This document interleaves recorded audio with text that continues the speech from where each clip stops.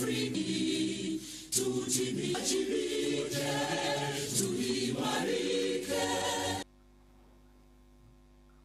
the gift of life, we Hansard Conference, may we be graced by your presence of fraternity, whose dignity, whose duty is to faithfully and accurately preserve the official record, so that they may accurately preserve the official record, so that they may strengthen democracy, promote account understanding, speak with wisdom, and engage one another in a spirit of respect.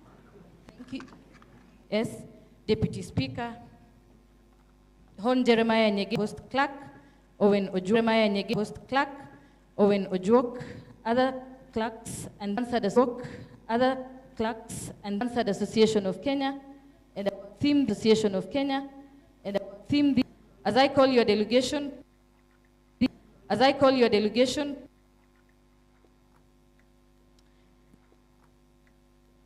the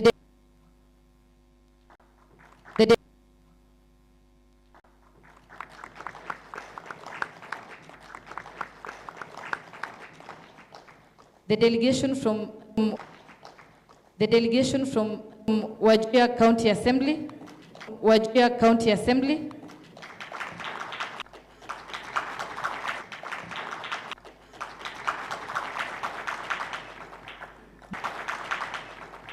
delegation from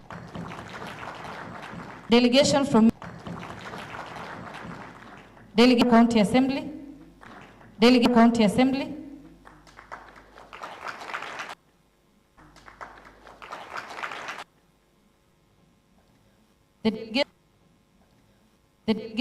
delegation from West Pokot County Assembly, delegation from West Pokot County Assembly,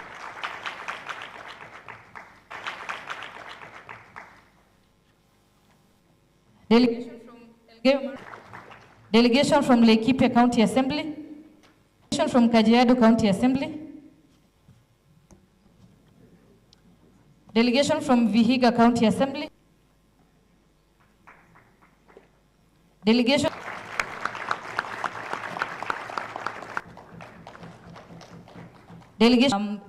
of the National Assembly,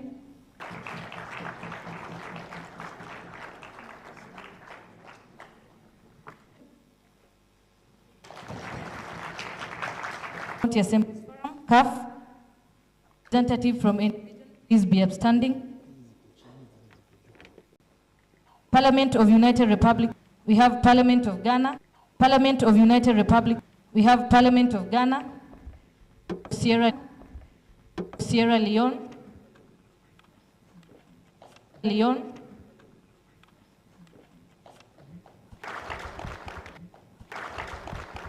also allow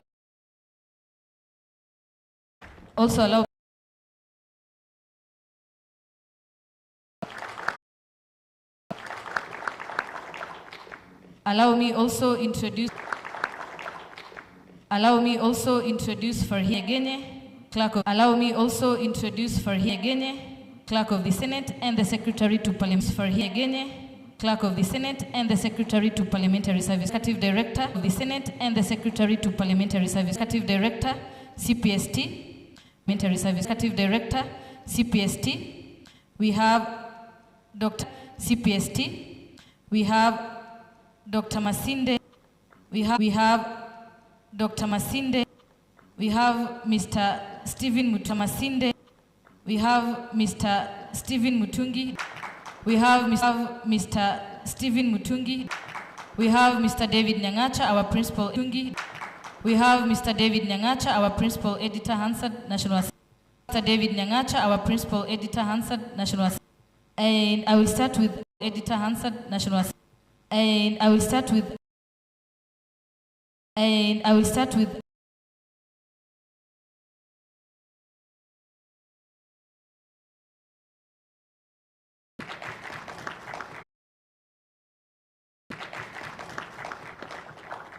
Mr.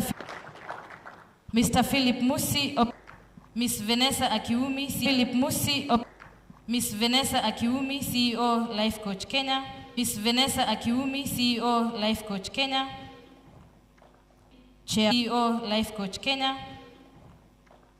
Chair of SOCAT. Chair of SOCAT.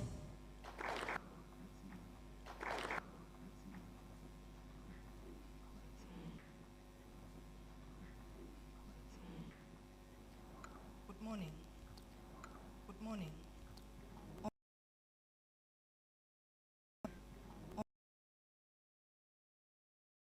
Honorable Gladys Boss, the Clerk of the Senate, Honorable gentlemen. At this theme this year, the Hansard, Milestones, Gains, Accountability. Through our work, the debates of our fostering a space where expertise and ideas flow freely between the national and county levels. We are currently embracing modern information to ensure speed and accuracy. We are also standardizing excellence. We must also recognize the human side of that in times of illness, bereavement. On our shared future, we are looking ahead by focusing on 3 game-changing. Ladies and gentlemen, as we said, a region, the Commonwealth Hansard Association editor, you know this is our 8th year. It means the 7th.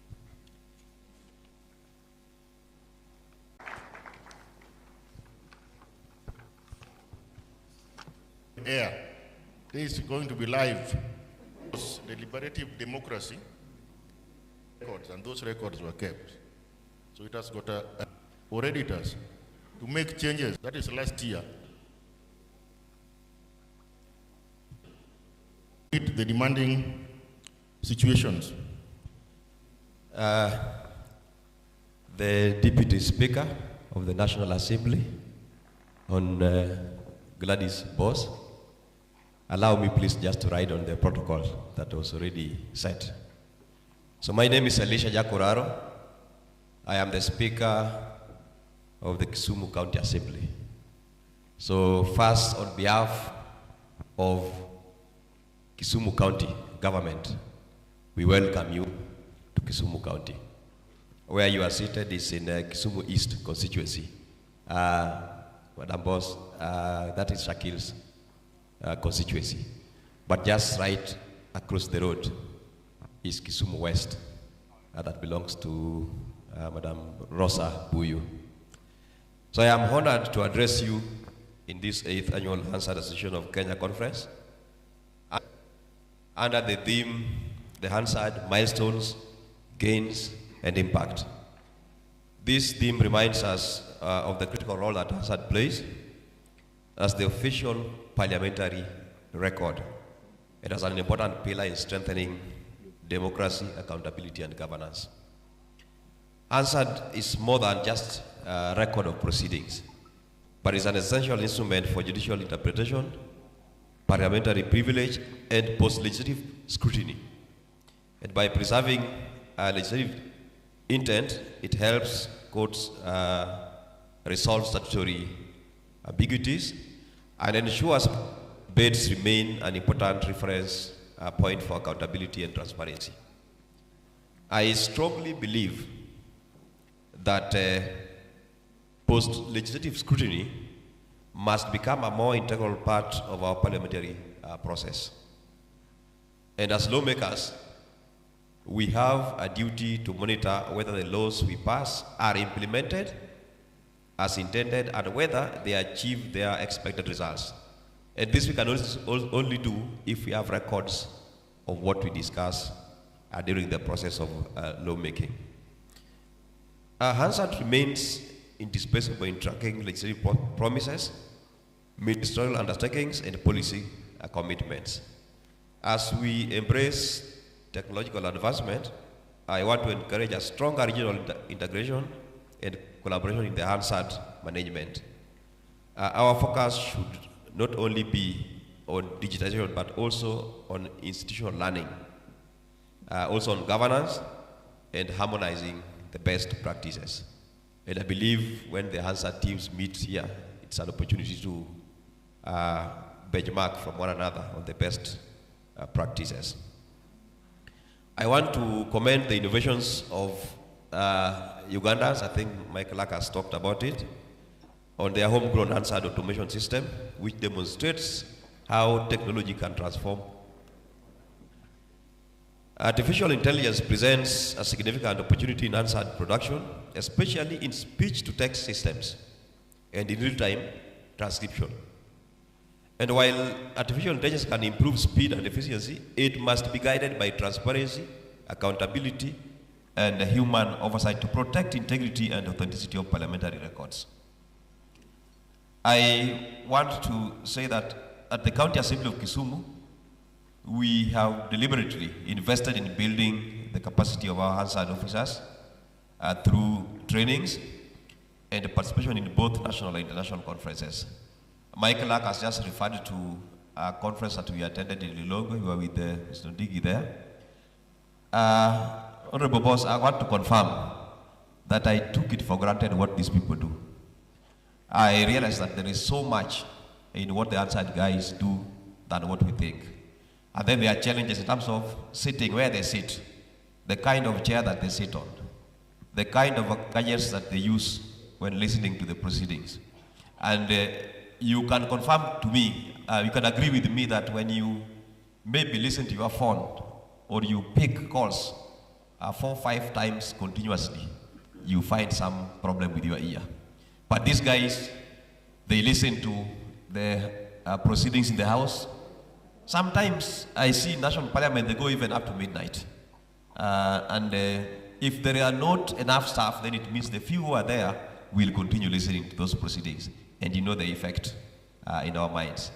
So for me as the Speaker of Kisumu County Assembly, after that conference, I saw that it's important to look at even the environment where the Hansard guys work in. Very critical for their health and even for their well-being. So I want to confirm that we are demonstrating that one. But finally, I want to welcome you to Kisumu County. Please, this is Europe, that, like the clerk has said. And please try to enjoy our hospitality. Na isikue mchana peke yake. We also have a nightlife. Very good. We'll introduce you to some places where you can enjoy the nightlife. If you are having any allowance, please make sure that it remains here. It should not go. And before I sit, I have noticed that I've got a number of members who have accompanied me. Just next to me was Honorable Setoko. I think he has stepped out. I'm seeing Honorable just rise. The members of County Assembly who have arrived here. Yes, I'm seeing there Honorable Adega. Honorable Adega is the MC of this area. It's called Kajulu Ward. Then back there, I'm seeing Honorable James Somolo. Honorable James Somolo is the MC of West Yakach Ward. That is the boundary between Kisumu County and Homa Bay County. And this is an IT person. Then behind there, I have got James Were. Honorable James Were is the MC of Nyalenda B in Kisumu County. And then I'm also seeing Honorable Bill Oliver. That's our youngest MC, representing Kubura Ward. Here is the only person who was elected outside the podium. He came with independent, but just as a parting shot, this is to go broad-based, to attack a power. With those few remarks,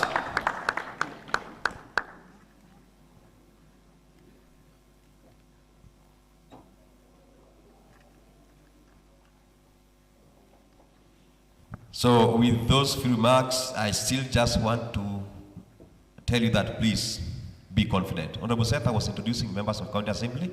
Honorable Seth Okumu here. That is the MCA of East Seme Ward, Kitmikae, where they saw the mother of Jesus sometimes back.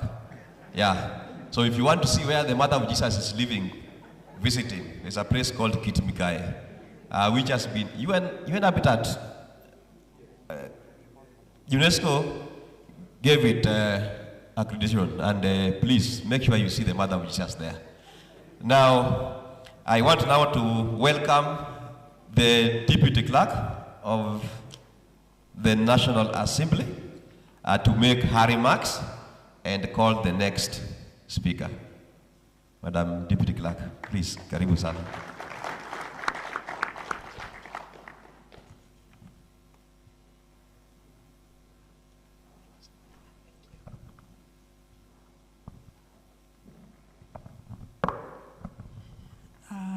the Deputy Clerk of the National Assembly, Honorable Gladys Boss, the Clerk of the Senate and the Secretary to the Parliamentary Service Commission, Mr. Jeremiah Nyegenye, the Speaker of the County Assembly of Kisumu, and all other speakers of county assemblies present, members of county assemblies, clerks that are present in this gathering, the leadership of HAG,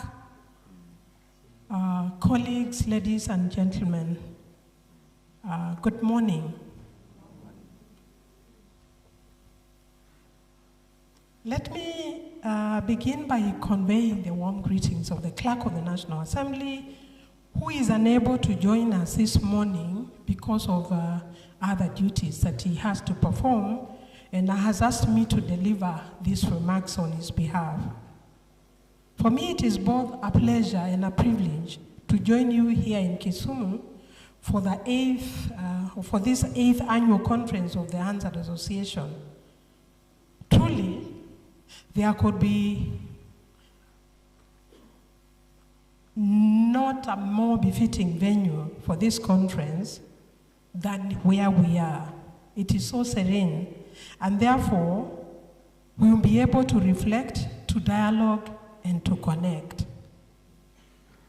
Kisumu carries a certain calmness about it. Perhaps it is a lake breeze. It's not hot. Have you realized it is not hot? Yeah.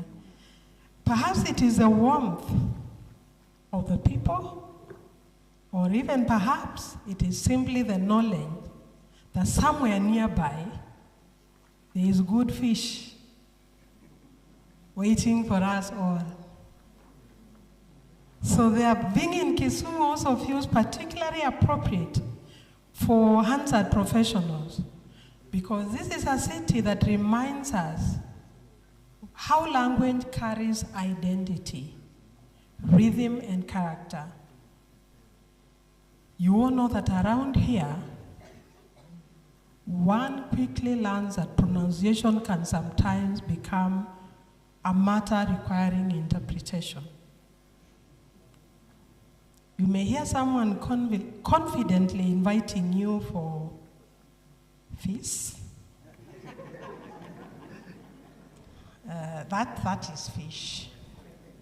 And immediately the Hansard mind begins working. Do we capture the pronunciation as spoken? Do we standardize it? Do we add context? Before long, even an ordinary lunch invitation begins sounding like a practical workshop on verbatim reporting. And perhaps that is what makes gatherings such as this one that we have today so unique. As I reviewed the program of this conference, one thing became immediately clear to me, and that is very few professional groups can sustain detailed and meaningful conversations around language, legislative intent, transcription ethics, multilingualism, public accountability, archival preservation, artificial intelligence, and parliamentary privilege, all within one conference, and still keep participants fully engaged throughout the week. That now speaks to the depth, relevance, and the growing sophistication of the Hansard profession. Honorable Deputy Speaker and speakers present, the clerk and colleagues. This year's theme, the theme for this conference this year, the Hansard Milestone, Gains and Impact, therefore invites us not only to look ahead, but also to reflect on how far the profession has come. And indeed, the transformation has been very significant. Many of the officers gathered here today have witnessed the evolution of the legislative reporting from highly manual systems to increasingly digitized and technology-driven processes. I've been in Parliament for quite some while, and I remember there was a time when reporting relied heavily on handwritten notes, analog recordings, physical archives, and lengthy editorial procedures. Today, colleagues, discussions have shifted towards digital preservation, real-time reporting systems, accessibility tools, standardized manuals, multilingual reporting frameworks, and possible future integration of AI into parliamentary reporting. So what is remarkable, however, is that throughout all these changes, the central responsibility of the Hansard has remained constant: to produce an accurate, impartial, and authoritative record of parliamentary proceedings. And that responsibility cannot be gainsaid. Parliament speaks through debate. Legislatures deliberate through words. Policies, positions are defined through words. Oversight is exercised through words. Representation itself happens through talking, again words. So the Hansard, therefore, becomes a far more than a transcript. It becomes the institutional memory of Parliament, and in many respects, part of the democratic memory of our nation itself. You will agree with me that long after particular political moments have passed, long after members have left office, and long after public controversies have faded, the Hansard remains. Researchers rely on it, courts refer to it, journalists revisit it, future legislatures study it, citizens consult it to understand what their representative promised, what was defended, and what decisions were ultimately made on their behalf. In fact, one of the quickest ways to introduce seriousness into a political conversation is for somebody to say, "Let us check the Hansard." At that point, suddenly everyone becomes very careful about what they actually said as opposed to what they meant to say. So, it is this immense responsibility that makes the Hansard work uniquely demanding. The profession sits at the intersection of language, law, procedure, politics, and increasingly technology. Few professions require officers to listen attentively for hours, interpret context in real time, maintain political neutrality, understand parliamentary procedure, manage technical terminology, and still produce coherent and accurate reports under strict timelines. Parliamentary environments are also not always predictable, and you know that. Sometimes debate proceeds calmly and methodically. However, other times, and many times, several members are on their feet simultaneously. Microphones are competing with desk thumping. Points of order are flying across the chamber.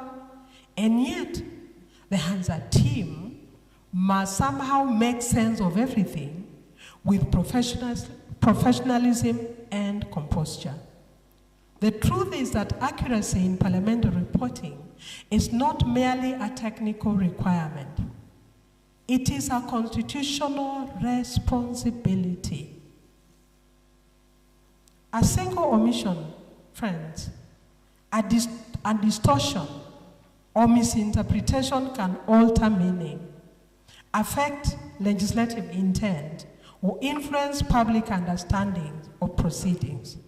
And that is why professionalism and editorial discipline, confidentiality, and institutional integrity remain central pillars of the Hansard function. It is also why the conversations taking place during this conference are both timely and necessary. The conversations around artificial intelligence, automation, and digital transformations are essentially and especially timely.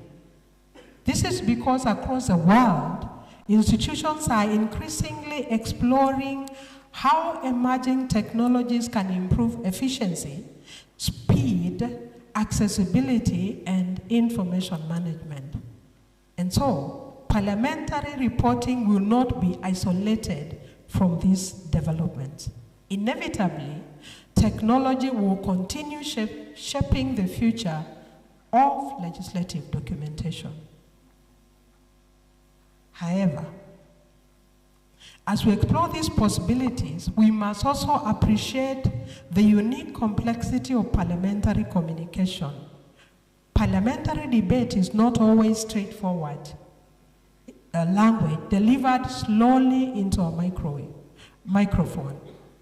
It involves accents, and I started there. It involves dialects. It involves interruptions. It involves humor at times, emotion at other times, and procedural terminology. It also involves code switching between languages and at times highly charged exchanges where several people may speak simultaneously. So, while technology may support the work, the value of professional human judgment, and I want to underline that, that remains indispensable. A machine may identify words. A trained Hansard officer understands meaning, context, tone, and parliamentary nuance. That distinction matters greatly in preserving the integrity of the official record.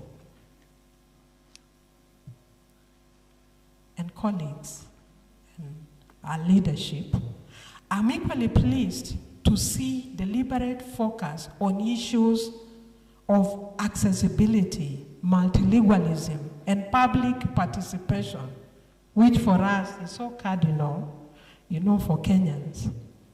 As democratic institutions evolve, the expectation is no longer simply that parliamentary proceedings exist as records, but that they are accessible, they are inclusive, they are meaningful to the public.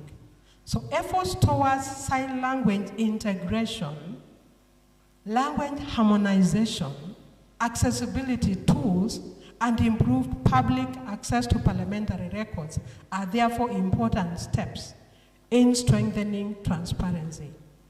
And similarly, the ongoing work towards professionalization through curriculum development, accreditation frameworks, harmonized standards, and institutional collaboration deserves commendation, and I commend these efforts. These initiatives are helping position the Hansard not merely as a technical support function, but as a specialized professional field with its own standards, competences, and body of knowledge. That is important institutional shift. Before I finish, I wish to acknowledge the inclusion of wellness. Wellness conversations within these conference programs are important.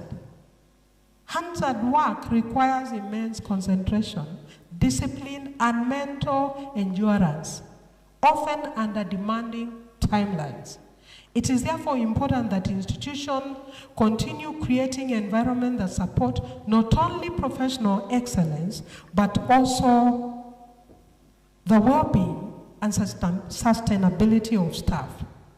A profession entrusted with preserving the voices of democratic institutions must equally ensure that people, or the people carrying out that responsibility, are themselves well, they are supported, and they are empowered to thrive. So, ladies and gentlemen, as we gather here this week with colleagues from national and county legislations, regional parliaments, and other bodies, sister institutions across Africa, we must be reminded that the work of preserving democratic, our democratic spirit is so key, and our democratic records must therefore be kept and kept well, because they are larger than just any one institution. So this conference reflects a growing spirit of collaboration, professional exchange, and legislative diplomacy across the region. And through this engagement, we will not only strengthen our professional practice, but also the democratic institution that we serve. And ultimately, the Hansard will remain more than just a test on a page. It is an evidence of democratic participation. It is a record of national conversations. It is a preserved voice of the people expressed through their elected representatives. And behind every accurate Hansard report stands a dedicated professional committed to ensuring that history is recorded faithfully and responsibly. And so, as you begin your deliberations, I encourage you today, colleagues, to engage openly, learn from one another, and challenge yourselves professionally, and continue shaping a Hansard service that remains innovative, credible, and responsive to the changing demands of modern legislatures. And so, on behalf of the Clerk of the National Assembly, and indeed on my own behalf, I wish you fruitful deliberations, meaningful engagements, and a successful conference. And I want to reiterate as I go to sit that the leadership of the National Assembly is committed to supporting this association. You can see we have deployed resources for this conference over the years, and I have attended faithfully. And I'm happy today that our Deputy Speaker is here with us. This is a show of commitment from the highest office in the National Assembly that we want to work with you. Our own Secretary of the Commission, who is also the Clerk of the Senate, is also seated here. I think in the last 2 years, both of you did not attend. So this is a big step. This is a big leap for us. And I want to commit that as National Assembly, we'll continue to deploy resources, but also avail ourselves for such functions, because we want the Hansard to be what the Hansard ought to be, for democracy, for Kenya, for Africa, for humanity. Thank you very much. I wish you fruitful deliberations. It is now my honor and privilege to invite the Clerk of the Senate and the Secretary of the Commission to come and address us. Welcome, Clerk.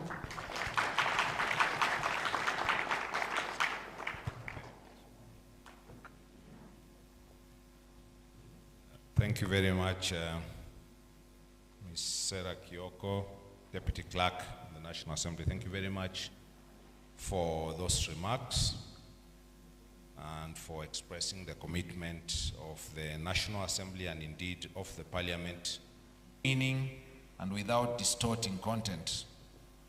We have also witnessed increasing complexity in parliamentary discourse, faster-paced debates, multilingual contributions, and the growing expectation for near real-time publication have challenged us to define both our skills and our systems. Through collaboration, training, and shared standards, Hansard professionals have consistently risen to meet these challenges. We also have the matter of public participation.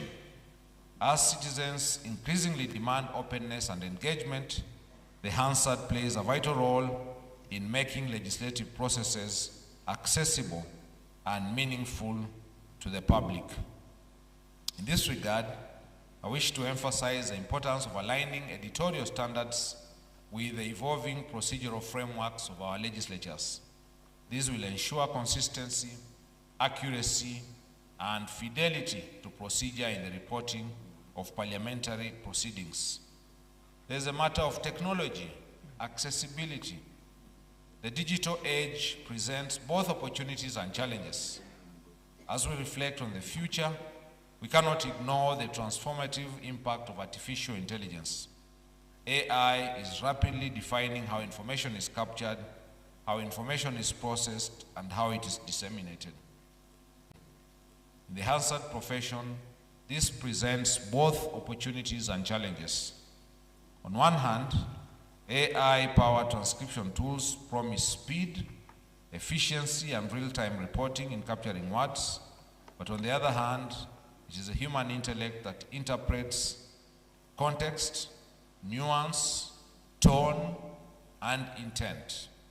The Hansard reporter of today and of the future must therefore evolve into a hybrid professional who is both technically proficient and digitally literate.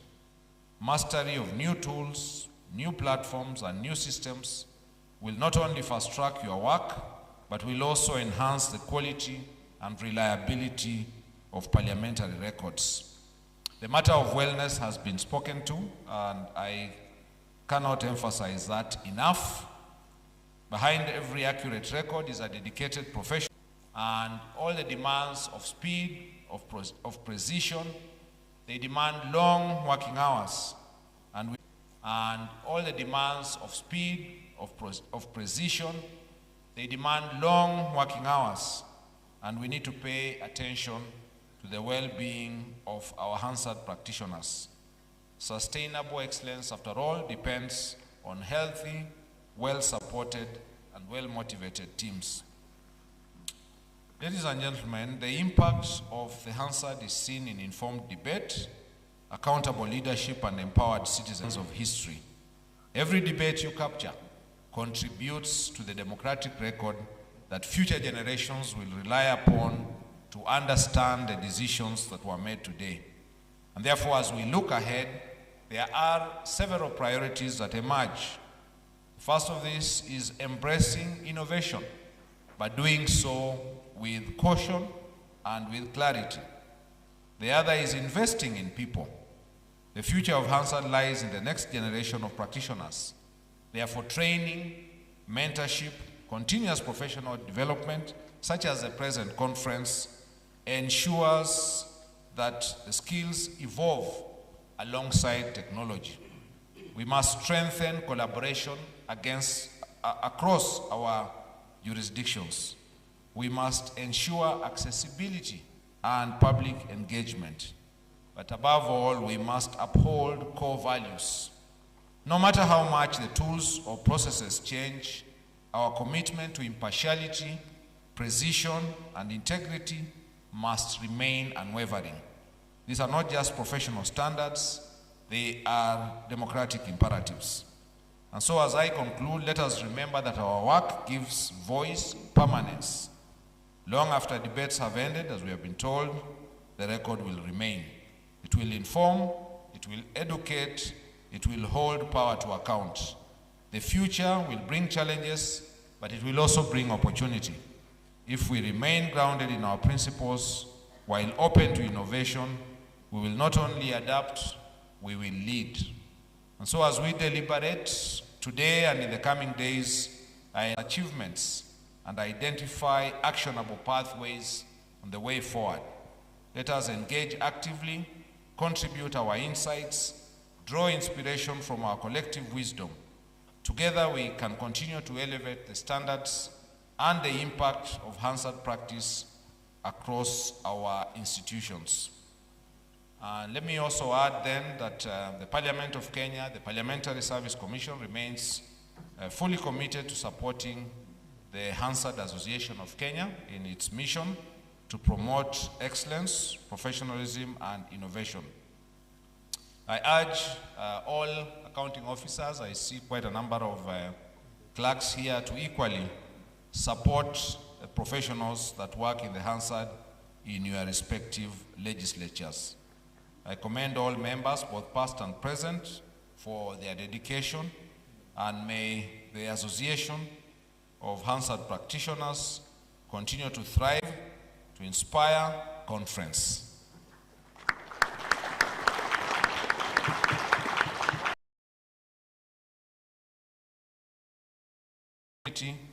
To invite the Honorable Gladys Boss, Deputy Speaker of the National Assembly, to come and give us a keynote address. Let's put our hands together for the Deputy Speaker as she comes. Karibu sana, Mheshimiwa Deputy Speaker.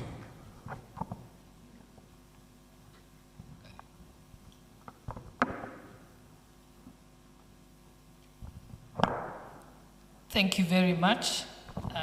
I think a lot has been said, and now I can edit my speech.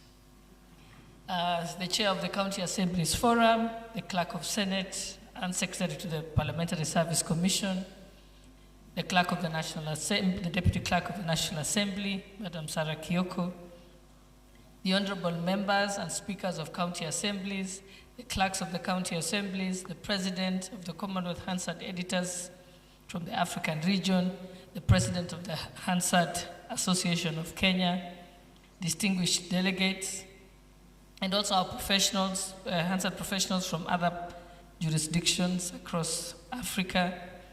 Good morning. It is a great honor and privilege to join you today on this 8th conference of the Hansard Association of Kenya.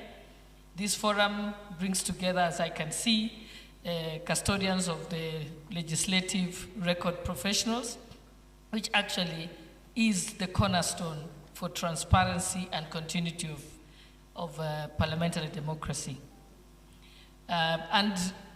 Having worked in the public service, I call myself a total public servant because I've worked in all arms of government, from the judiciary to the executive to parliament.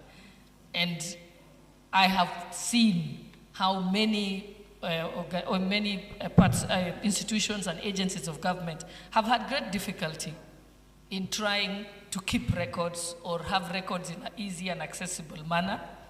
I think some of it was usually deliberate because they didn't like transparency, but I've been very impressed when I joined Parliament and saw the work that Parliament has done.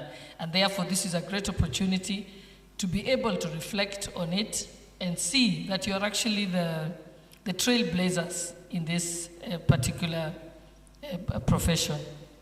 I remember that when we look back at independence in 1963, Kenya inherited a parliamentary system which was grounded in the Westminster tradition. The early years of Parliament were marked with optimism, institution building, and also the establishment of legislative authority. And the Hansard played a very critical role in documenting the foundational debates that shaped our nation. And to date, you can reflect back on a lot of what is in our legislation now had to do with people being able to reflect back on what was recorded in the Hansard in order to be able to make improvements over time. However, post-independence period also witnessed an increasing centralization of power. Parliament operated within a constrained environment. Its oversight role at times was diminished. But in spite of these limitations, Hansard remained a constant and faithfully recording proceedings and preserving the institutional memory of the House. The reintroduction of multi-party democracy in the 1990s marked a turning point. Parliamentary debate became more vibrant. Oversight became more assertive. Public interest in legislative processes significantly increased. This period renewed the relevance of accurate, reliable, accessible parliamentary reporting. The most transformative milestone in our journey came with the promulgation of the Constitution of Kenya 2010, which ushered in our new constitution, which gave us a bicameral parliament comprising of National Assembly and Senate, devolution of 47 governments, county governments, and their respective assemblies, and therefore democratic participation and transparency and the knowledge of the citizenry increased. I do remember spending a lot of time at the National Archives, where they kept the audio recording of each and every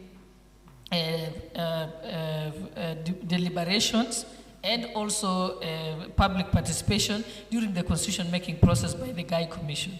They actually have the recording for every meetings they had with the public in each location across Kenya. Very impressive. And in fact, even in the language that the people spoke in when they made their presentations. And I know it took many years for them to have it all typed out, transcribed. And therefore, and I know at that time, they relied heavily on the parliamentary Hansard team. And so the implications of the Hansard after that, once devolution was ushered in, the legislative architecture increased, and there was a demand for more Hansard services. But Hansard is no longer now confined to the National Parliament. I'm happy to hear that it now operates across all the county assemblies, at least a majority of them. I'm told almost 37 of them. So we have 10 to go.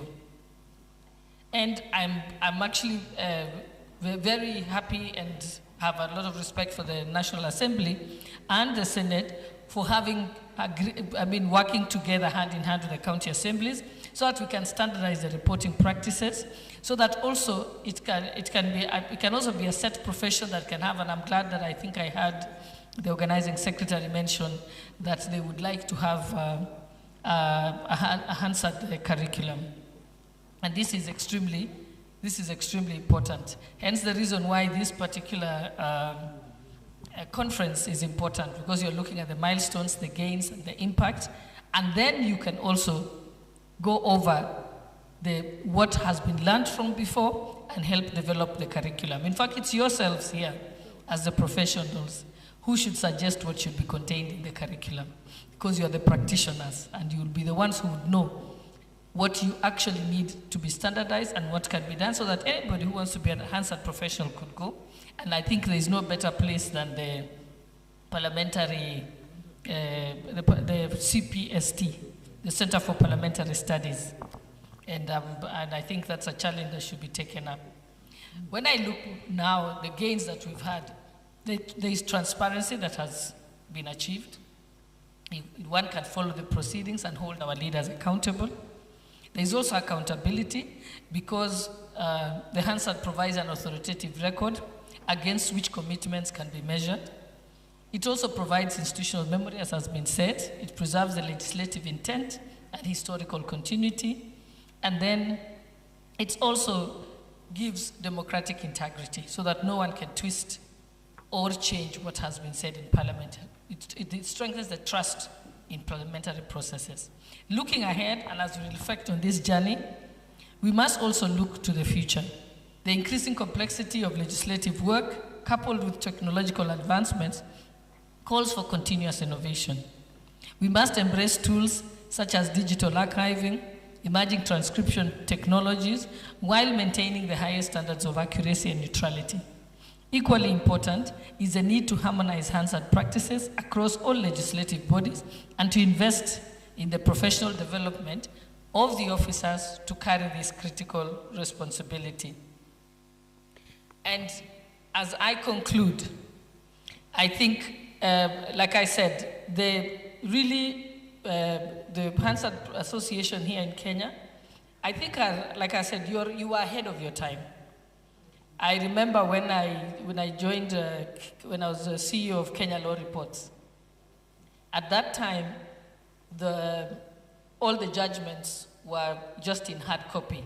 In fact, they had been typed with the typewriters. Remember the typewriters? And they would have to use whiteout and all. And by that time, when I went to reestablish the Kenya law reports, we hadn't had law reporting for 20 years. So we had a 20-year gap. And so when I took up the job, I didn't actually know that I didn't have a desk, I didn't have a computer, and I had no employees. Luckily, I was teaching at the University of Nairobi, so I went back to my students, and I got them to go across the country and collect the hard copy judgments and photocopy them, and then bring them. And then we had to have a typing pool to type up the judgments so that we could have them in soft copy. And I even asked myself, how are we teaching law? Because usually, as lawyers, you go back to precedent, so you have to read a judgment. And we couldn't find we literally used to have photocopies of judgments, and you'd have to leak through the pages as you're reading them, because today, you can search them online. Thanks to me, by the way.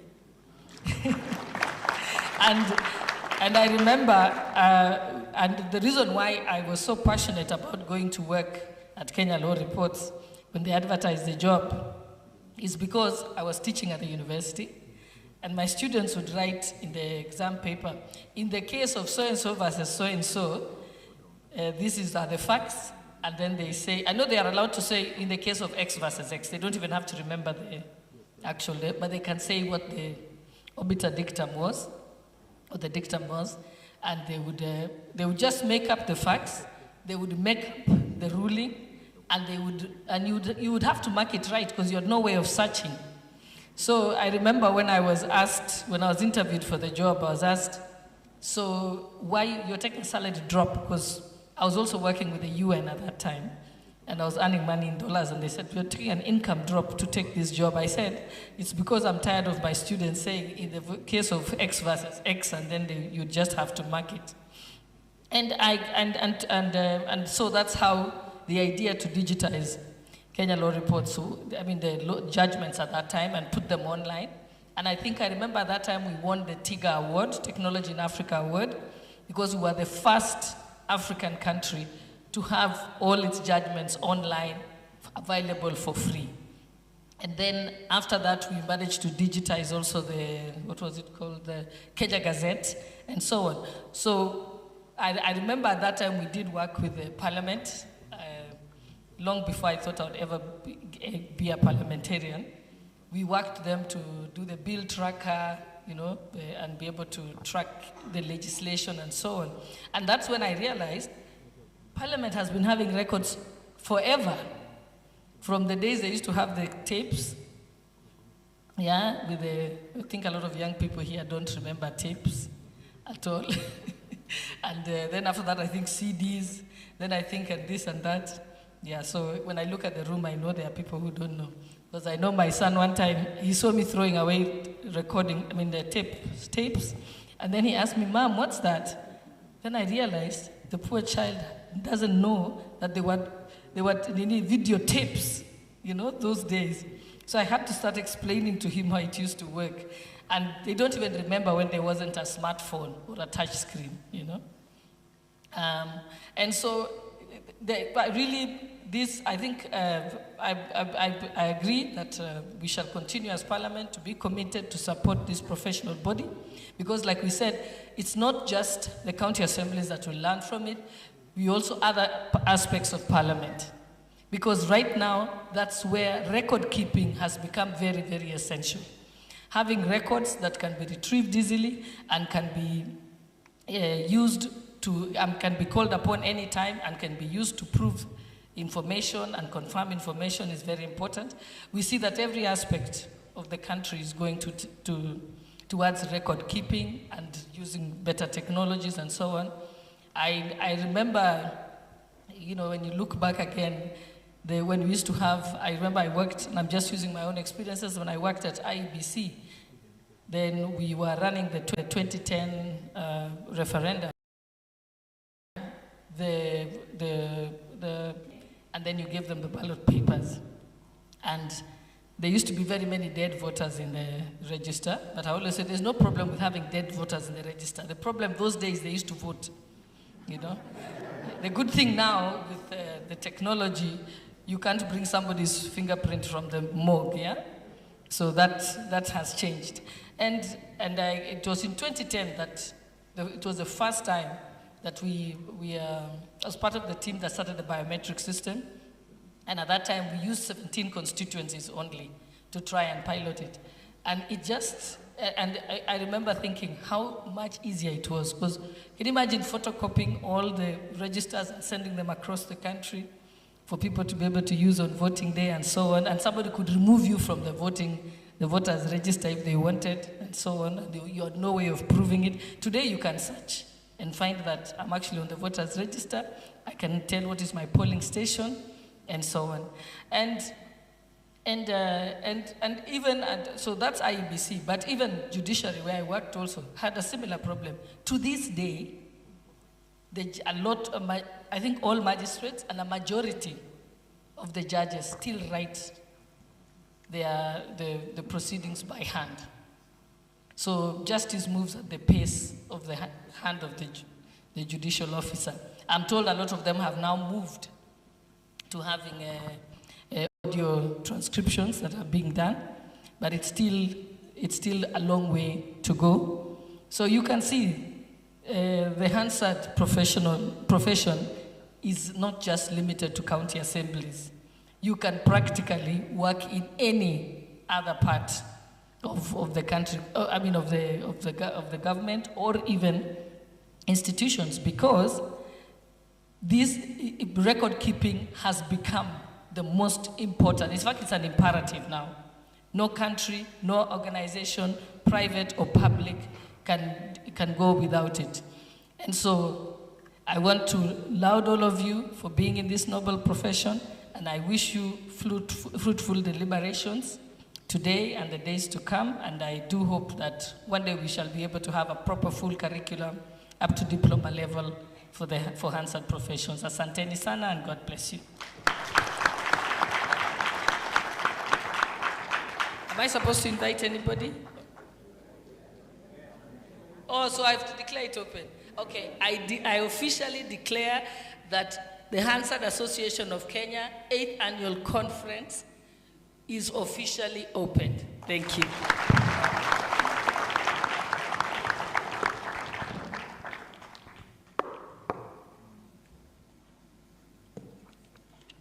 Thank you so much, Madam Gladys Boss, Deputy Speaker of the National Assembly. We are now coming to the end of the first session. We are headed for group photo, and it will be led by our Secretary, Mr. Vincent Nyamache. Thank you very much.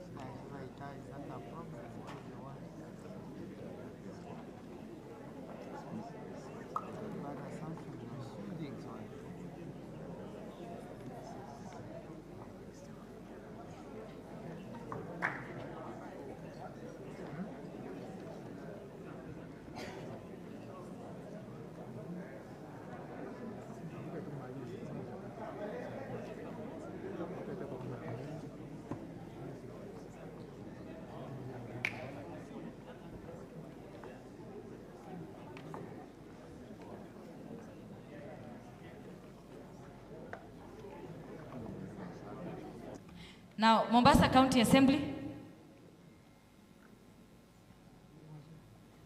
Kwale County Assembly,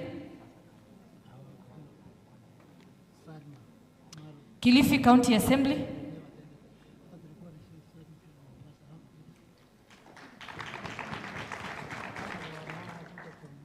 Tana River County Assembly, Lamu County Assembly, Taita Taveta County Assembly,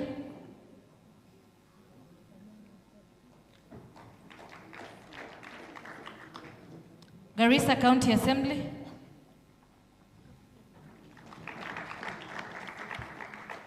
please, as the delegates stand, kindly clap. Thank you. Wajir County Assembly,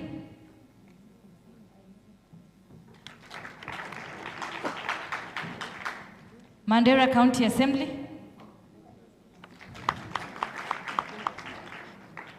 Marsabit County Assembly, Isiolo County Assembly,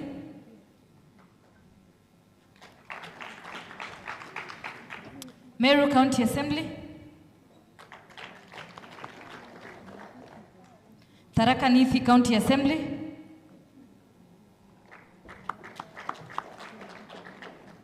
Mbona mpigi makofi jamini? Embu County Assembly, Kitui County Assembly, Machakos County Assembly, Makueni County Assembly, Nyandarua County Assembly,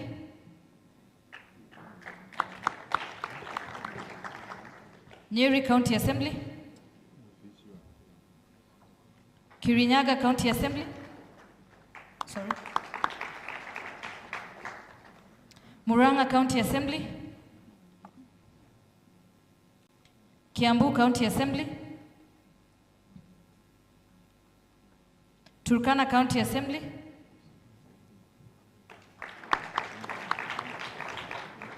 West Pokot County Assembly,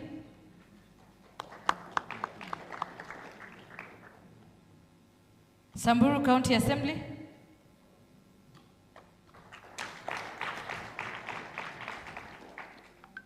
Trans Nzoia County Assembly, Uasin Gishu County Assembly,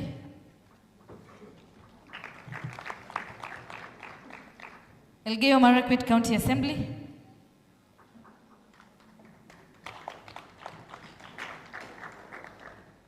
Nandi County Assembly, Baringo County Assembly, Laikipia County Assembly, Nakuru County Assembly,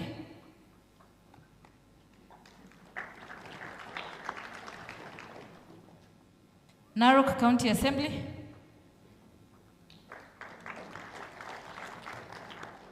Kajiado County Assembly,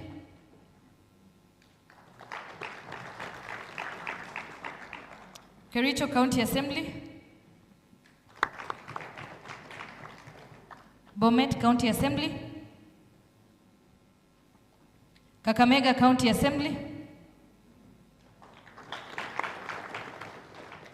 Vihiga County Assembly, Bungoma County Assembly,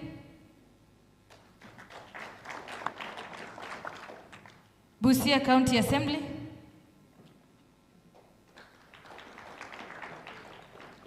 Siaya County Assembly,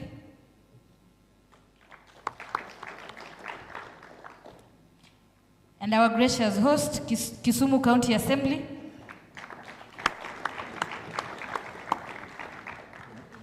Homa Bay County Assembly, Migori County Assembly, Kisii County Assembly, Nyamira County Assembly, Nyamira County Assembly, and Nairobi City County Assembly.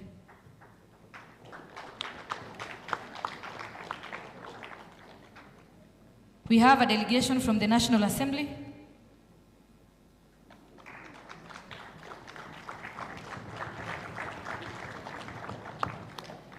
the delegation from the Senate of Kenya,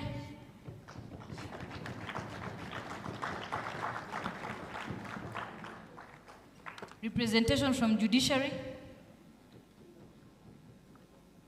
And do we have representation from National Lands Commission? Okay. We have other institutions and parliament, IALA parliament.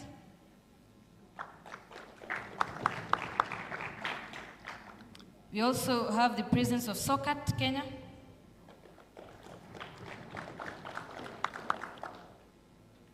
County Assemblies Forum, CAF. We're also honored to have parliaments from outside Kenya, Parliament of Uganda,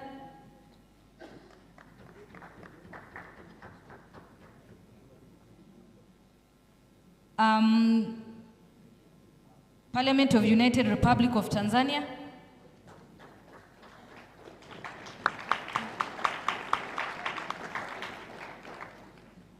Parliament of Ghana, National Assembly of the Federal Republic of Nigeria,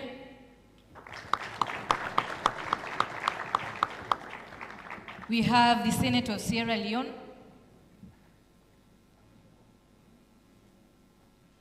we also have Parliament of Lesotho, both the National Parliament and the Senate.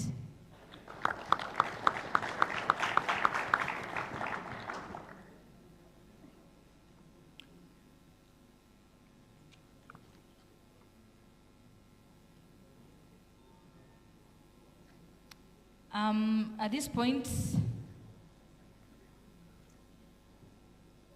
allow me to welcome Mr. Stephen Mutungi, Director, Hansard and Audio Services, National Assembly.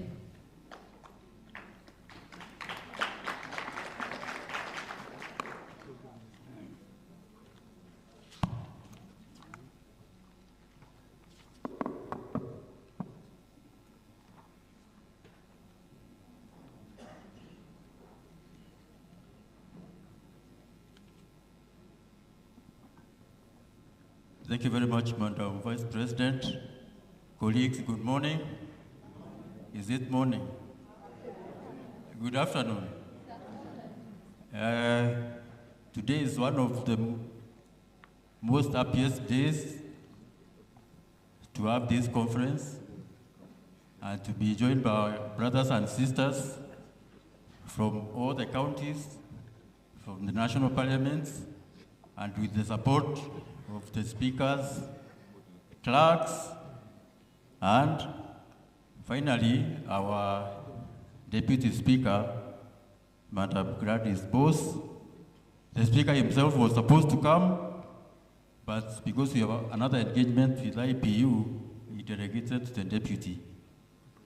I'm very happy also to see the Speaker of Kisumu County, Mheshimiwa Elisha Jack Oralo.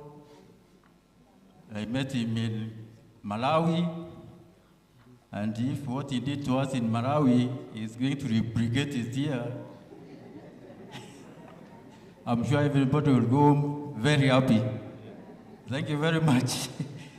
I also want to especially thank the Clerk of Samburu County Assembly for hosting the pre-planning meeting in Maralel. And we also had a very good time there. Please let's put our hands together for Mr. Friend Renapea. He's one of our greatest supporters, both as in his capacity as the clerk and also a member of SOCAT. And for the first time, we were invited to the SOCAT meeting. And we went there, made a very good presentation, and we are happy that we are going to work together. The theme of this conference, as you know, is multilingualism and inclusivity, professionalism and capacity building. Then you have to take care of our wellness, technology and innovation, then institutional strengthening and governance. So we are all here as colleagues to discuss those themes and make recommendations. And finally, we will all be on the same page. What I would like to encourage all of us is that please attendance. Let's all purpose to attend and be on time. We have looked at the program. It's very packed, and we intend to cover it before we leave over the weekend. When you are here also, it's time to meet your colleagues, learn a new skill. Like I always tell our staff in the National Assembly, whenever you go to a function, come out with one or two things that you will embrace. And that has been my motto since I was employed almost over 30 years ago. Whenever I go, I must come out with something from that conference. I should encourage you also to do the same. Then, we have been given an offer by the Speaker of the Kisumu County Assembly to enjoy Kisumu. I've been here several times, and I can attest that Kisumu is not your ordinary city. It has very good hotels, even by the beach. So you should not leave without exploring some of those sites. And I saw some people yesterday somewhere called Atela.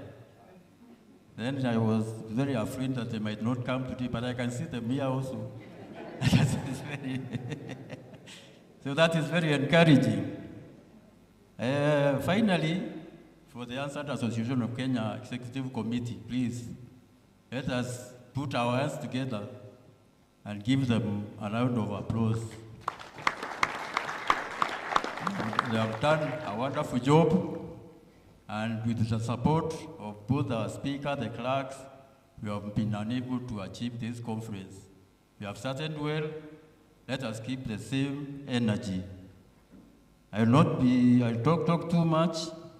It's now my singular duty on behalf of parliaments from across Africa to invite Mr. Drisu Gobina to speak on behalf of all the other parliament staff that have joined us. Feel most welcome, my brother. You can come and make a few remarks. And thank you very much.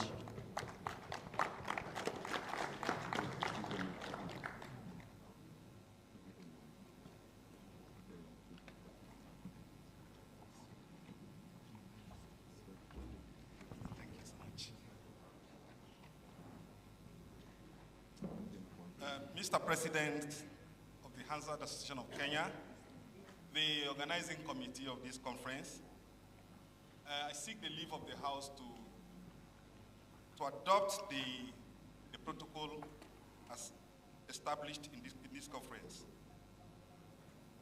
My name is Gobina Drisu. I am from the National Assembly of Nigeria. I'm the Director of Official Report, the National Assembly. And I am the representative of the Western Bloc in chair. My duty this morning is that I am standing in for the President of chair, that is Commonwealth Hansard Editors Association African Region, the President that is Alhaji Adam Idrisu, the editor of debates of the Parliament of Ghana. He's on his way, but has asked me to stand in for him in making these remarks. It is a pleasure for me to be here this afternoon, standing in for the President of Chair, African Region, who is yet to arrive before this ceremony. He has asked me to bring fraternal greetings from Chair to all of us in this conference. Let me congratulate HAC for consistently hosting the annual conference from the first to this 80th time. It is a great feat that HAC has achieved in these fruitful years of existence. And of course, that makes the theme of this conference very much important. Why? Because we are here to look at Hansard, the milestone, the journey so far, where we started from, where we are, and where we are going. And of course, the impact of Hansard in democracy, and good governance, recognizing the people as the center point of administration in all our governments. I wish to thank Kisumu County for providing the environment for the hosting of this conference. And of course, we want to thank them for the warm reception granted all of us who are participants here. We are deeply honored to be here, and I wish to express our profound gratitude for extending the invitation to sister parliaments, just like Nigeria, where I come from. HAC is well encouraged to work with Chair African Region with the aim of working together to turn the Hansard Association into professional bodies. And of course, the benefit of professional bodies is enormous, and is for the good of all of us practitioners in the profession.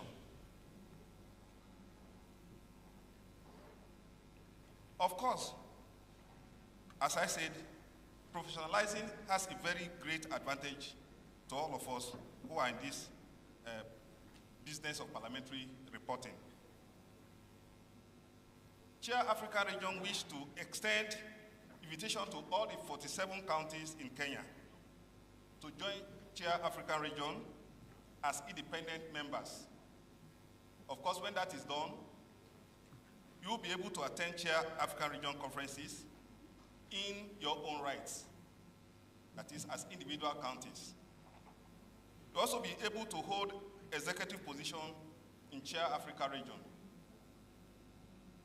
Of course, last but not the least, you'll be able to host Chair African Region going forward.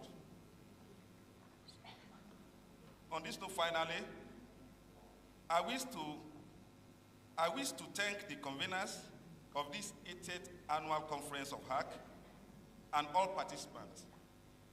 We wish you very fruitful deliberations and impactful conference in this 80th conference of HAC. With that, I thank you so much for your attention. And on this note, I have the privilege and singular honor to invite the chairperson of the Society of Clerk at table and the clerk of Kinyanga County Assembly, Mr. Kamau Audi, ID, to make his remarks. You're welcome, sir.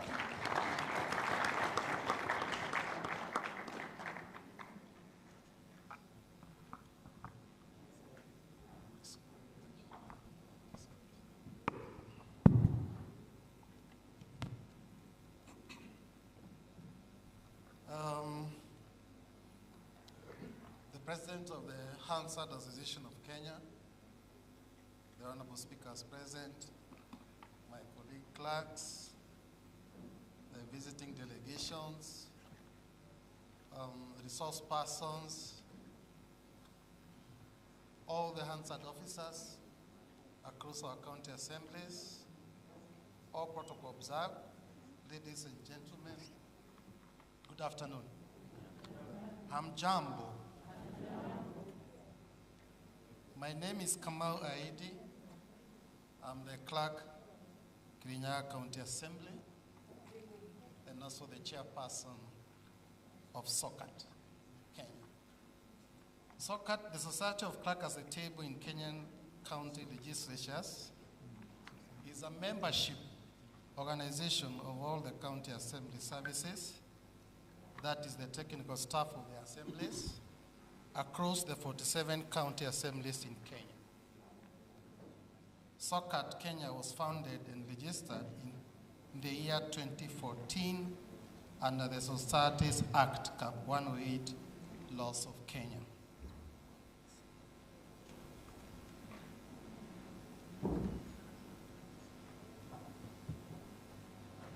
Our primary objective is to facilitate legislative harmonization of procedures and practice across the 47 county assemblies, while creating platforms for capacity development, experience sharing, collaboration, and networking among the legislatures, particularly the technical officers.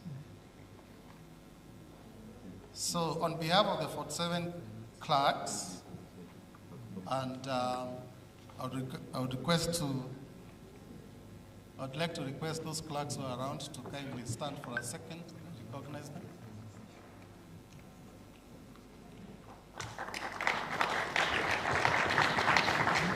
Thank you very much. On behalf of the 47 clerks and the SOCAT, it's an honor and privilege to join you at the 8th Annual Conference of the Hansard Association of Kenya under the thought-provoking theme, the Hansard Milestones, Gains, and Impact. Allow me, first and foremost, to convey the support of my colleague clerks across the county assemblies.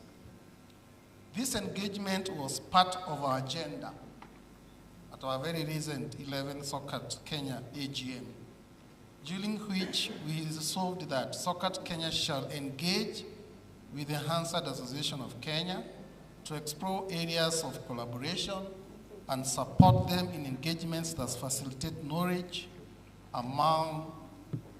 exchange among Hansard officers within the county assemblies, the National Assembly of Kenya, and beyond.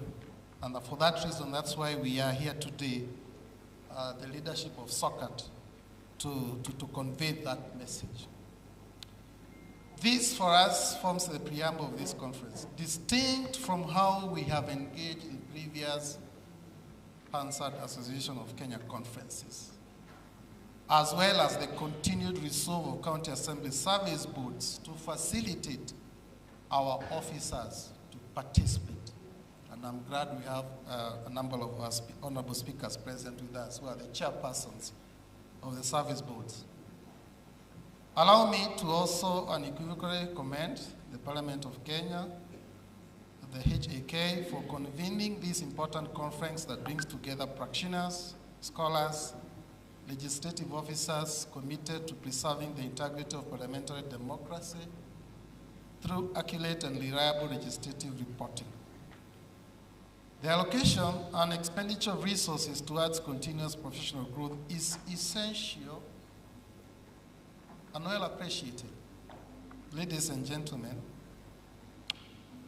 since the advent of devolution in 2013, county assemblies in Kenya have made progress in establishing and strengthening Hansard departments, as evidenced by those officers who are here present from across the county assemblies.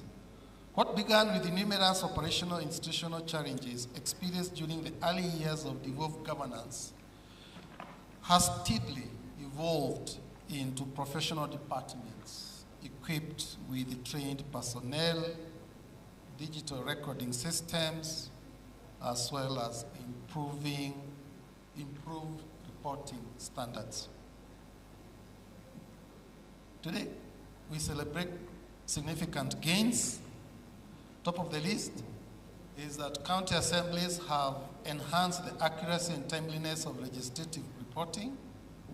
Hansard teams across the 47 county assemblies now produce substantially improved verbatim reports that support legislative, business, committee oversights, and institutional accountability. We have also witnessed increased professionalism of Hansard officers through structured training, peer learning, benchmarking, and collaboration. And this, of course, has strengthened technical capacity. We have also embraced digital transformation. Many Hansard departments have transitioned from the largely manual systems to digital audio recording and electronic archiving, therefore improving the efficiency, retrieval of records, and long-term preservation of legislative proceedings. Hansard records have increasingly become important reference materials for judicial interpretation. We find ourselves so many times in assemblies being asked for Hansard records for court proceedings. Legislative research, policy formulation, and public participation. This demonstrates the growing impact of Hansard beyond the walls of legislative chambers. Ladies and gentlemen, as we celebrate the gains, we also need to acknowledge that the journey is not yet complete. Disparities in staffing levels are still there. Harmonization of reporting standards across Kenya's legislature is something that we need to give thought to. Retention of trained Hansard officers and the integration of emerging technologies, including artificial intelligence, AI, and speech-to-text systems, all demand our sustained attention. These are precisely the conversations this conference is well placed to advance. As I conclude, this conference comes therefore at a very right moment. It provides us with the opportunity to reflect on our journey, harmonize reporting standards across jurisdictions, exchange practical experiences, and collectively shape the future of legislative reporting within Kenya, the region, and the wider Commonwealth parliamentary family.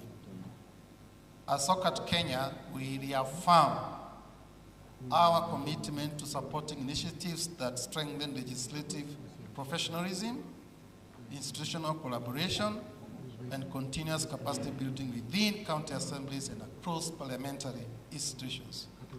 We look forward to seeing the proposals and the resolution of this conference produces to guide our strategic investments in our county assembly service boards should make into the Hansard offices. Nationally, under SOCAT Kenya, which I chair, we look forward to the data, evidence, and information this conference provides to inform our programming work for this very critical cadre of staffs. This will include our knowledge development, whether in the form of manuals, curricula, Hansard management guidelines, newsletter publications, and other relevant contributions. I wish all delegates fruitful engagements and a successful conference for the County Assembly and for Kenya. Asanteni sana.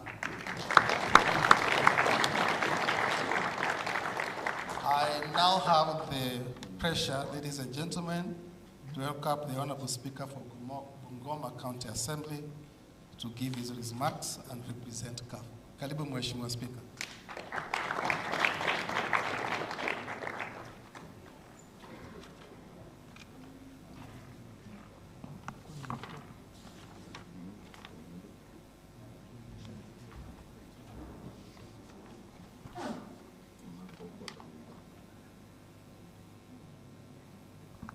Thank you, the President of the SOCAT.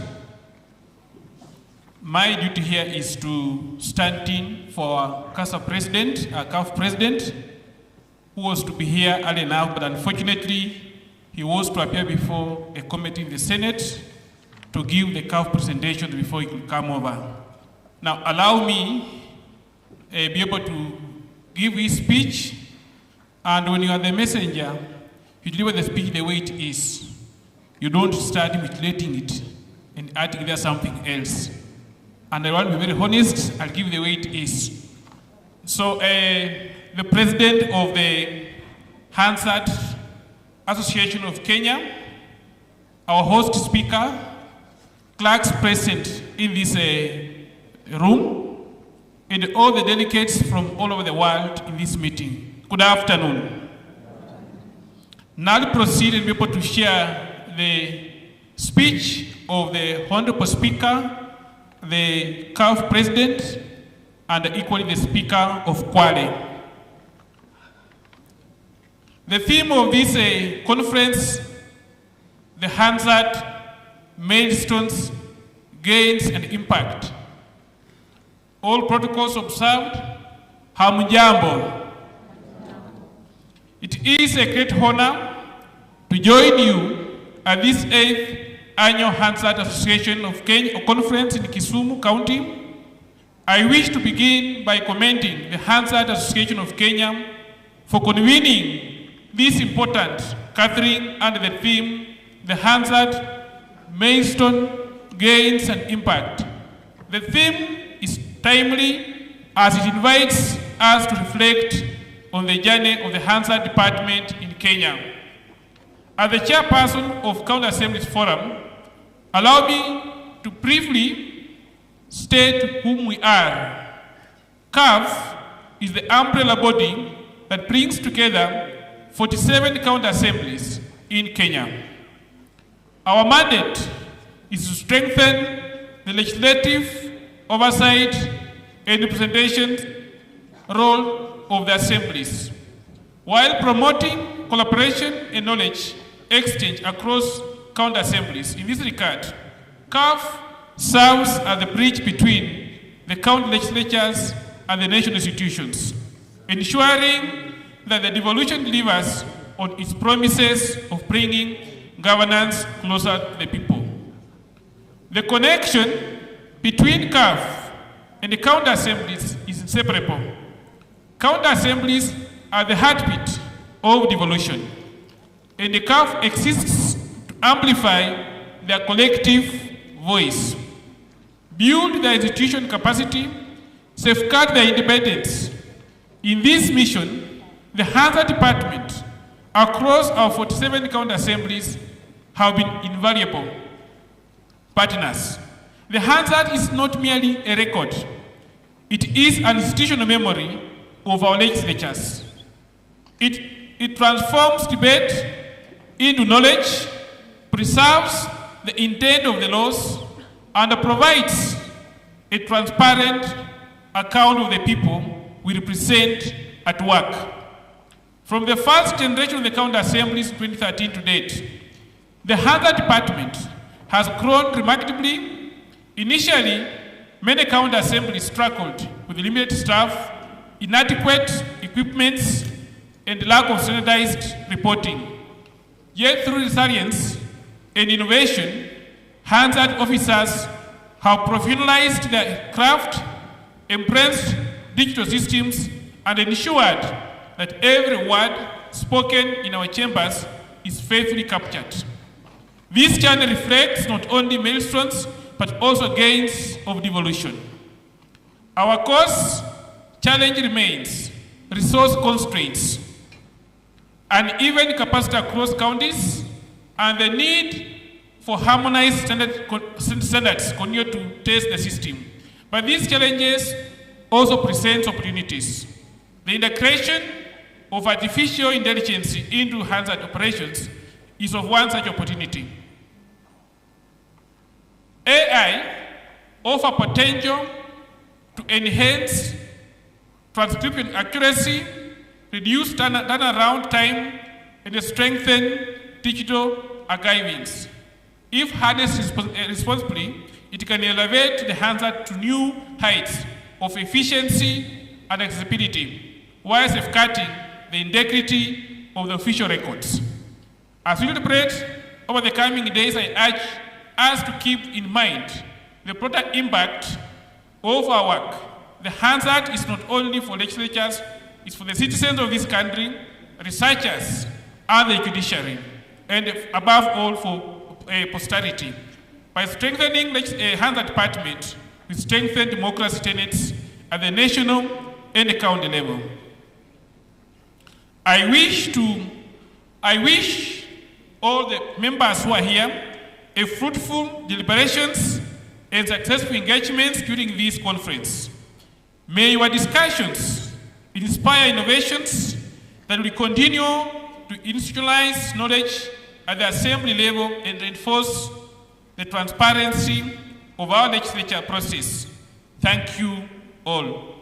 Now, before I finish, apart from just being the speaker, Speaker Bungoma County Assembly, Honorable Emmanuel Stuma.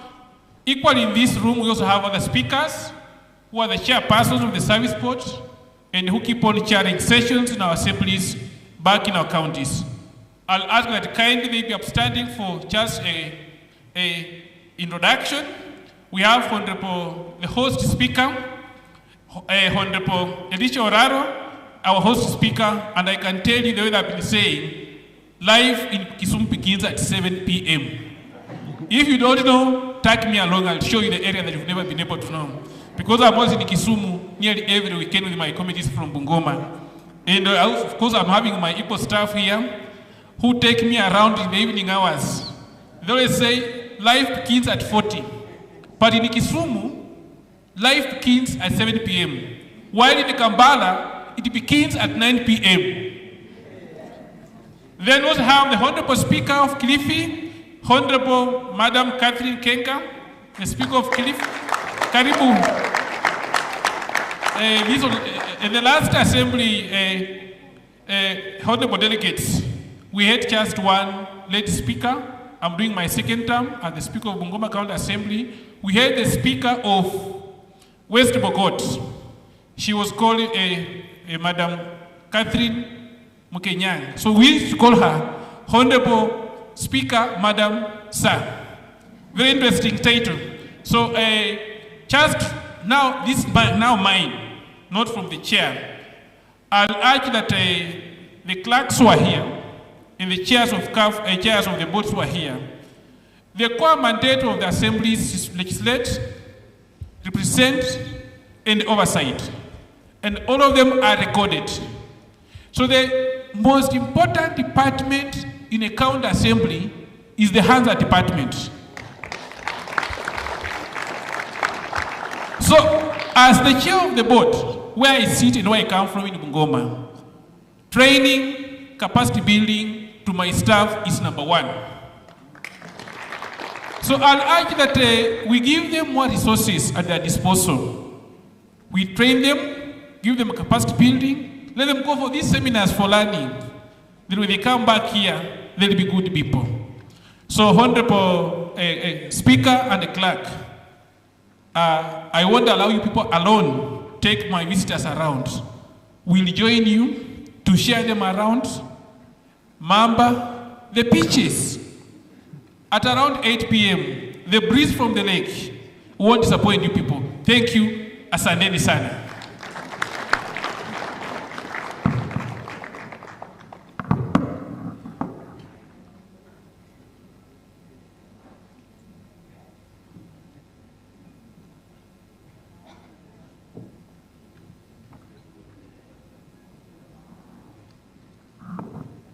I am so grateful for that. Thank you very much.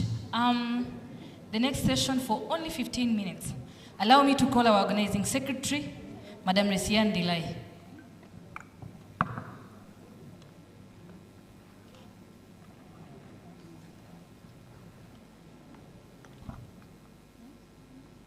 Asanteni sana. I always forget kumbe nakuaga na jina nimeshanga. Now my name is Ndilai Resian, the organizing secretary. I'll take this opportunity as we move to the next small session to introduce some members wetu wamekuja. I'll start with George Gazemba, representing Ndombi, our deputy clerk. I will recognize Abenayo Wasike, representing Chemweno, Dr. Martin Bewa from CPS team, Dr. Kefa Umoti, the director of research, Robert Masonko, he's in our catering, so now I'm feeling hungry. Agnes Kamoni from constituency offices. I was asking constituencies or constituency office. John Toshida Hansard. Mr. Dishon Nyaga, Director of Auxiliary Services. And I'll give, introducing Sheriff Samwendwa, the Director of Litigation, who will take us through a short session, perhaps 15 minutes, as we close this session and go for lunch. Karibu. And I also recognize Ghana. I saw the delegation of Ghana walking in. Asante sana Alhaji Idrisu. Karibuni sana. We are waiting for you to take you to the beach.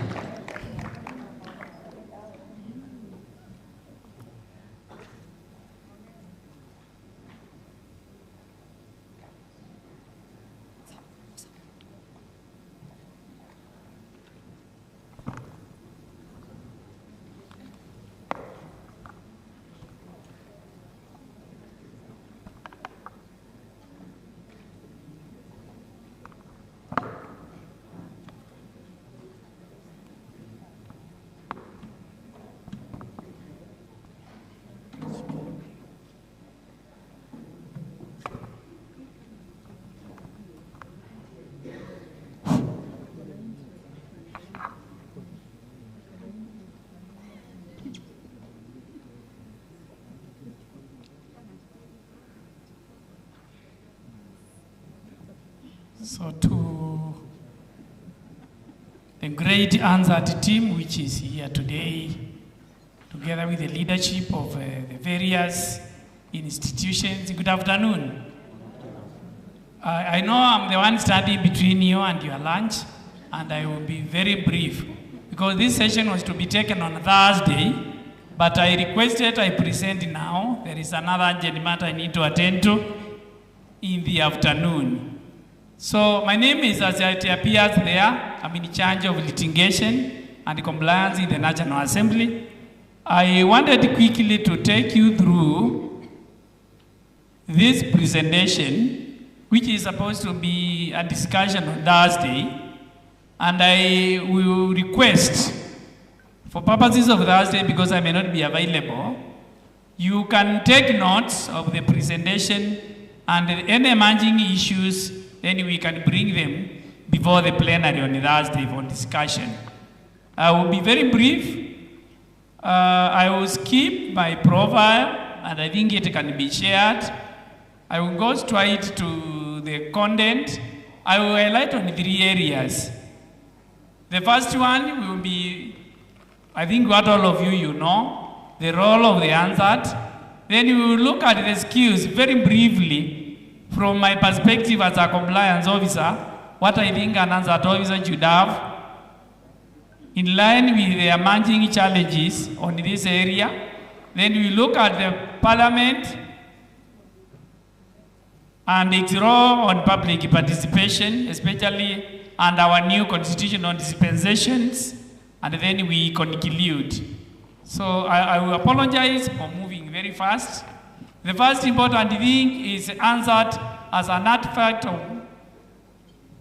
parliamentary business. So the first thing is, 1, Hansard captures public views, which include recommendations as adopted. And why would that be important and matter to all of us?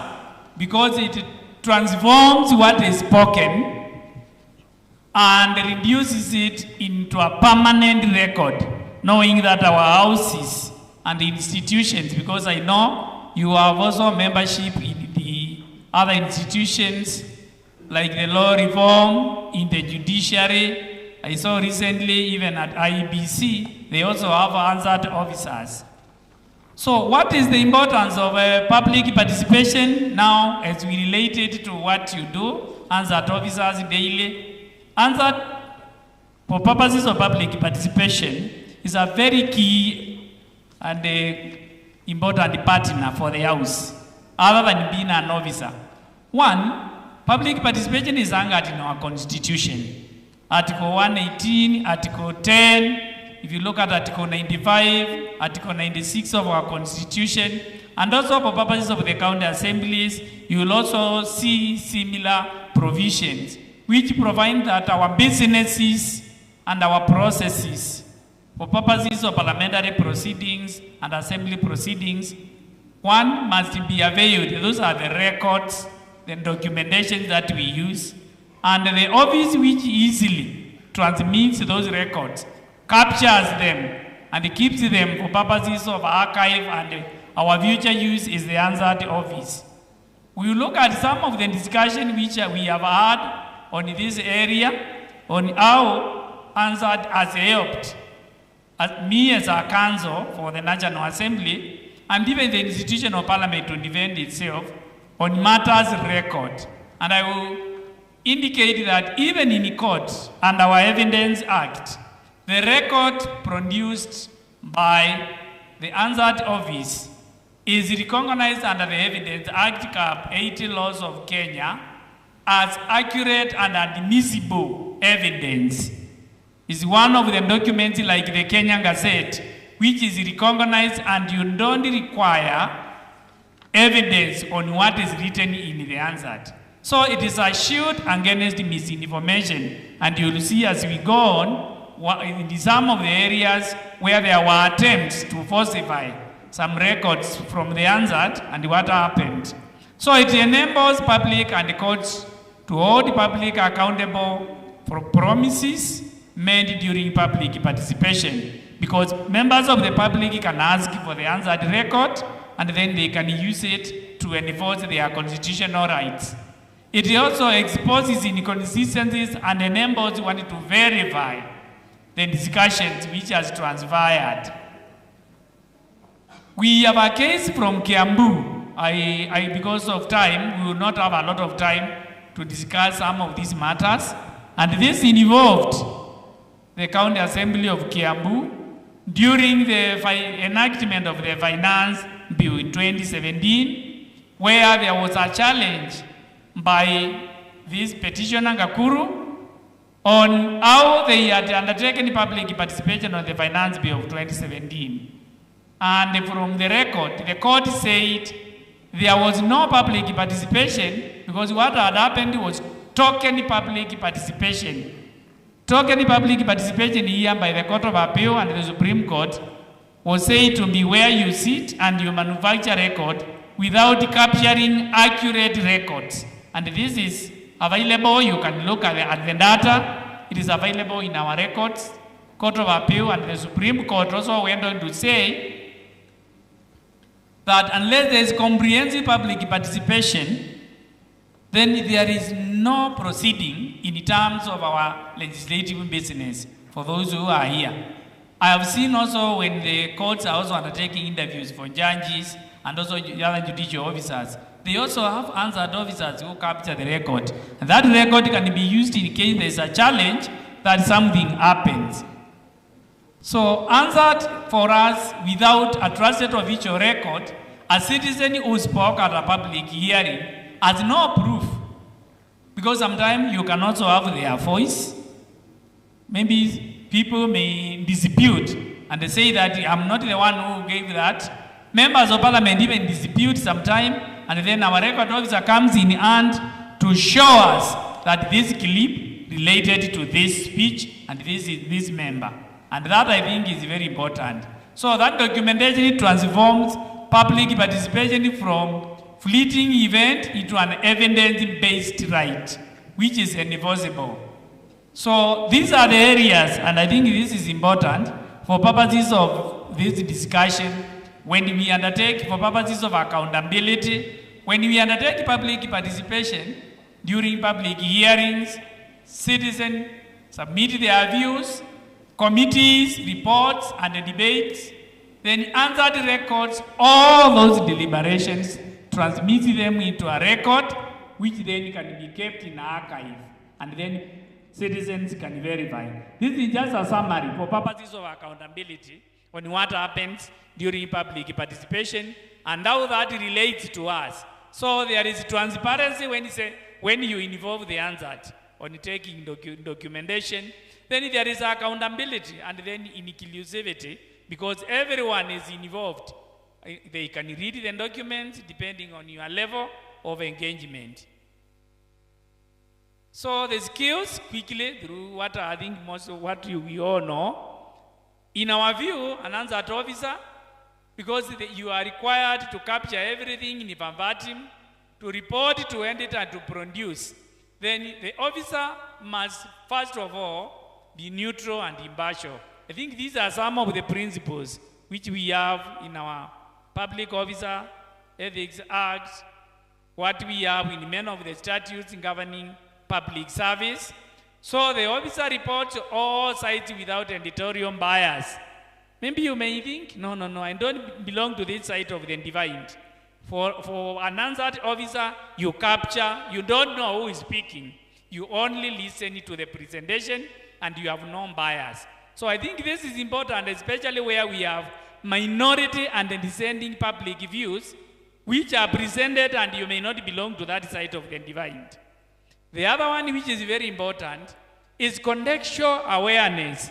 And I think this requires a high skill for an officer to understand and to capture and also to relate to that in debate. So it identifies what is procedurally significant and avoids repetition. Because sometimes you find a member of parliament, or you find maybe during presentation, in public participation, a lot of repetition is said. So captures key public input without losing legislative law, speed, and linguistic presentation and precision. I remember when we came to parliament, now it has changed. Most of the officers who were taken in the Hansard, and I think those who are here at that time, they can divulge, were mainly officers who had specialized in language. Officers who did language as their first, course of training. But now it is a blend because of also the skills required in other areas. Knowledge of standing orders is also important because a lot of debates will involve standing orders. People quoting the Constitution article, you must distinguish between an article and a section and also a clause. So all these skills are necessary. And then in digital literacy, very important, makes public participation in records accessible online.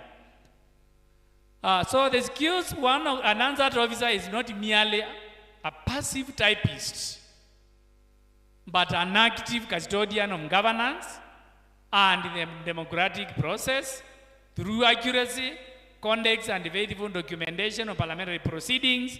Hansard officers ensure that the debates, public participation, and legislative intents are presented as part of official democratic record, which is very important for purposes of governance and accountability. We have this case, and I know you know our good senator. I avoided citing the case because it's an ongoing litigation. This is a matter he presented in court, 2023, and he attached an Hansard. I think some of the officers from our Hansard office here are aware. Where I don't think it is him who did that, but he was also handling a client. So I think the client presented to him some documents, and one of them was Hansard record which had been edited to suit what they wanted to achieve. Lucky enough, the judge was not persuaded and did not issue a conservatory order. So they were given a date for hearing. When we went to court after comparing our notes with the Hansard officer, we realized they had edited almost half of the Hansard to suit what they wanted to achieve, and for purposes of accuracy, the court dismissed that case. So this shows the importance of one being an impartial officer and making sure that your record is accurate.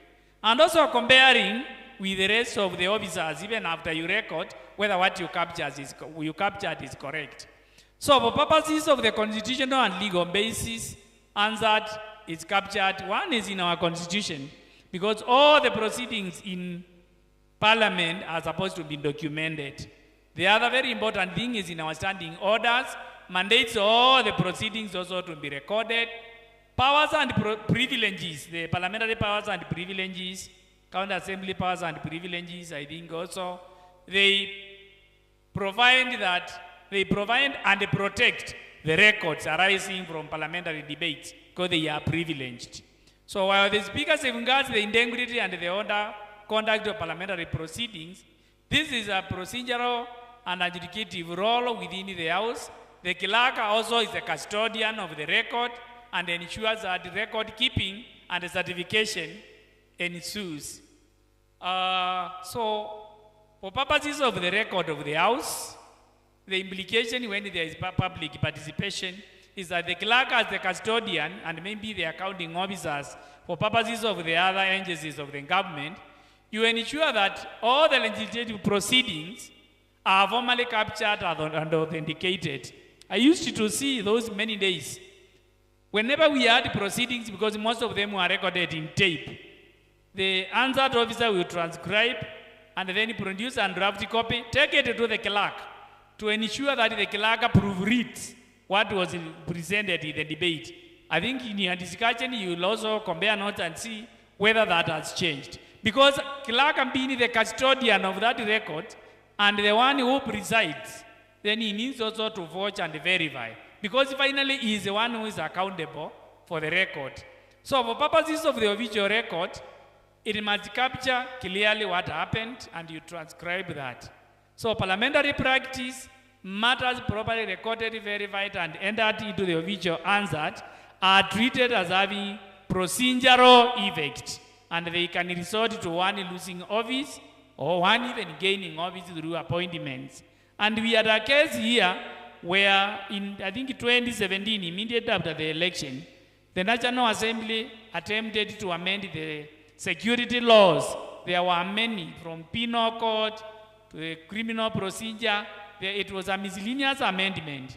And there was debate ensued in the House. Those maybe who followed the debate, there was some fracas and a lot of noise. But what the Hansard office captured was that there were loud consultations. That is what, when now those who went to court, Katiba, Senator Mutata, and many other litigants went to court to challenge the amendment. One of them was that there was no debate, there were chaos in the House. But our Hansard had indicated there were loud consultations. That is what was indicated in our Hansard, and the court agreed with that record. So this is very important for purposes of our records. And we therefore say, courts uphold this and they respect it as the primary evidence for purposes of any proceedings whenever there is a challenge or when there is need.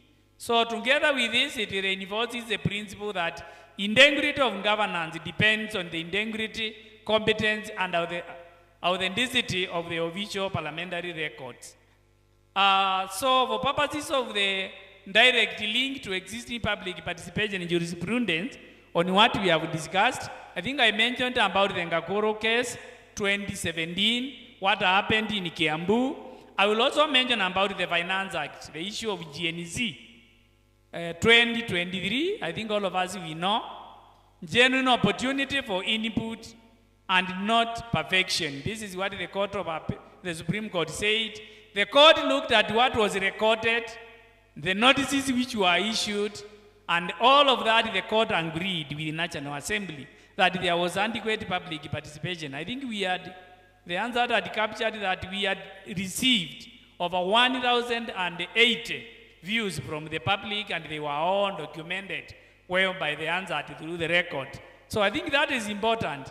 We currently have a public participation in bill, which gives some mandatory public participation outcomes, and the Hansard office will be required when making their presentations and reports also to comply with that when it is enacted into the law. So not every public hearing produces a full Hansard. County assemblies and the constituency barazas may use alternative records like minutes, audios, and the signed attendance list.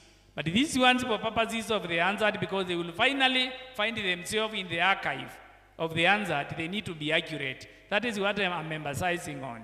So Hansard facilitates accessible and meaningful public participation by enabling the public to access and use parliamentary information and record. And through that, then we recommend as follows. I'm concluding. One, I think you need to enhance on digitization.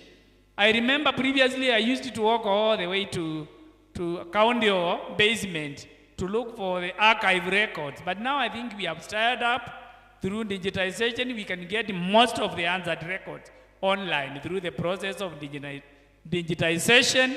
This ensures public input is preserved in an accessible, verifiable, and retrievable format and linked in directly to the relevant legislative business. And it allows everyone. From here, you can check what happens in the Committee of Trade, either in another county assembly. Then the other important issue for purposes of this discussion, for purposes of strengthening Hansard officers for better public participation, is to train Hansard officers on public participation captures, on how they capture the metadata from contributors, including identity of the county or affiliation, clauses, I mentioned about those ones, and the context of the submissions. The other thing is now emerging from what we have discussed, where people can tamper with the record. And now I think through artificial intelligence, people can even change what you have already saved on our website or otherwise. It is important, our recommendation is, maybe that can apply also to the other institutions. We also enhance our penalties and the security for purposes of legislation, where our proposal is perhaps the parliamentary powers and privileges could be amended and the other enabling statutes, including our standing orders, to make it an offense for anyone now altering the record and to have penalties for the implication. And the other one is on data protection. I think somebody mentioned about Muzalendo. Those who have seen what happened when Muzalendo, I think it's Muzalendo, there's an institution called Muzalendo. They transcribe live what is happening in most of the debates when they have interest in the National Assembly. What is produced through our Hansard office, they also produce it, they also produce our website, share it. It may amount also to an issue on infringement on data protection laws and also on data security. Because they have not asked for that information, they use it without authority. Even under trademark, for me it's a violation. These are areas we need to enhance. And finally, focus on integrity and accountability. Focus on information and digitization. Focus on legacy and impact. And finally, encourage professionalism through growing young officers, because they are very talented, especially when it comes to use of digital tools and other channels. Thank you very much.